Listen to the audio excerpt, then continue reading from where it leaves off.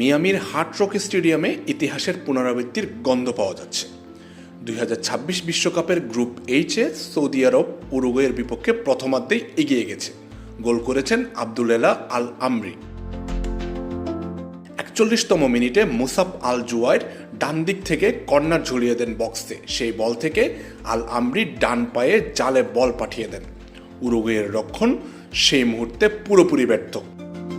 Cool body spray, long-lasting fragrance. Get 4 বছর আগে 2022 কাতার বিশ্বকাপে এই সৌদি আরবই প্রথম ম্যাচে আর্জেন্টিনাকে 2-1 গোলে হারিয়ে বিশ্বকে চমকে দিয়েছিল।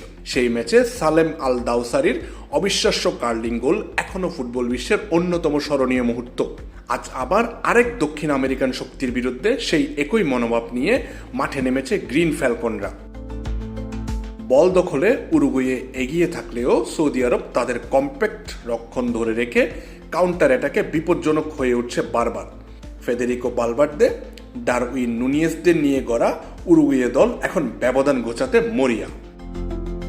আমজাদ হোসেন আবির, খেলা ৭১।